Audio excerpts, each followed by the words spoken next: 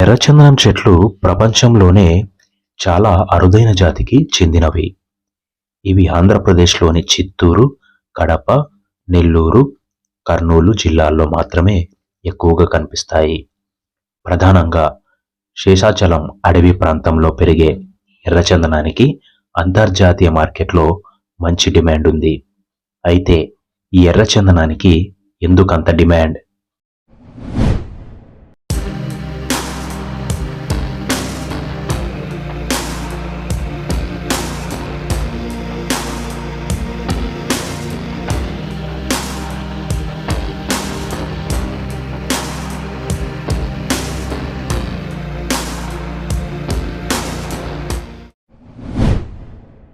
ఎర్రచందనాన్ని రక్తచందనమని, ప్టెరోకోకార్పస్ సంటరినుస్ scientific name దీనికి ఉంది.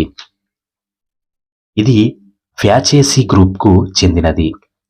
ఈ రక్తచందనమని తెలుగులో ఎందుకంటారంటే, ముఖ్యంగా దీని వుడ్ అలా చేతికి తీసుకున్నప్పుడు ఎర్రగా ఉంటుంది. దీన్ని ఎర్ర బంగారం అని కూడా పిలుస్తారు. ఏ ఖండంలో కూడా ఈ చెట్లు లేవు. ఒక ఇండియాలోని మన ఆంధ్రప్రదేశ్లో నల్లమల అడవుల్లో, మరి శేషాచలం అడవుల్లో మాత్రమే ఎక్కువగా ఇవి ఉంటాయి. ముఖ్యంగా ఒక 3 జిల్లాలు తిరుపతి, చిత్తూరు, నెల్లూరు, కొంత భాగం కడప జిల్లాలో ఎక్కువగా వీటిని గమనించవచ్చు. ఈ 3 జిల్లాల్లో పోల్చుకుంటే చిత్తూరు జిల్లాలో చాలా ఎక్కువ క్వాలిటీ కలిగి ఉంటుంది.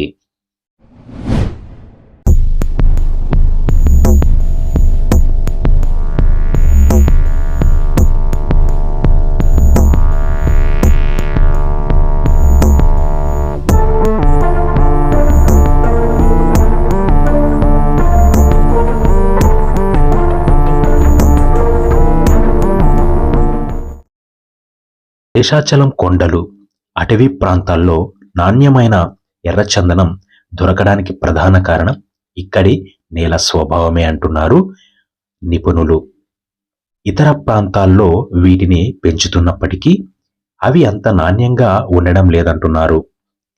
ఎర్రచందనం తుంగల్ని నాణ్యతను బట్టి A grade, B grade, C grade భాగాలుగా విభజిస్తారు.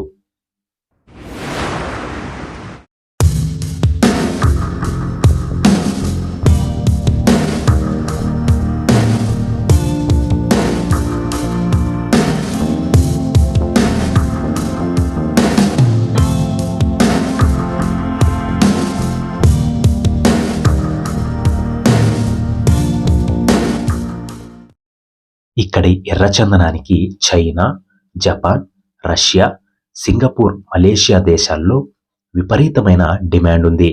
శేషాచలం అటవీ ప్రాంతం నుండి దేశంలోని ప్రధాన నౌకా రవాణా కేంద్రాల ద్వారా విదేశాలకు స్మగ్లర్లు అక్రమ రవాణా చేస్తున్నారని అటవీ శాఖ అధికారులు చెప్తున్నారు.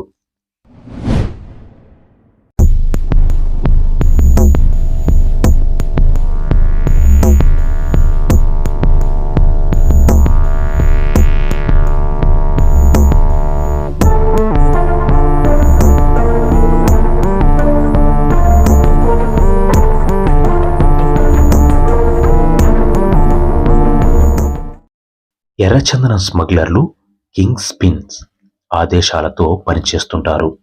అలా ఈ స్మగ్లర్లతో చేతులు కలిపి ఎర్రచందనాన్ని అక్రమ రవాణా చేస్తూ పోలీసులకు స్మగ్లర్లు పట్టుబడుతుంటారు. చైనా, జపాన్, రష్యా దేశాలతో ఎర్రచందనంతో చేసిన వస్తువులకు విపరీతమైన డిమాండ్ ఉంది. వైద్య పరికరాలు, ఔషధ తయారీలతో ఎర్రచందనంను ఎక్కువగా ఉపయోగిస్తారు. ముఖ్యంగా ఈ చైనా, జపాన్ దేశాలలో ఈ వుడ్ చేసిన పాత్రలు, స్పూన్లు, స్టిక్స్ కానీ, కిచెన్లో వాడే గిన్నెలు, గ్లాసులు ఇలాంటివంటివి వీటితో తయారు చేసుకుంటారు.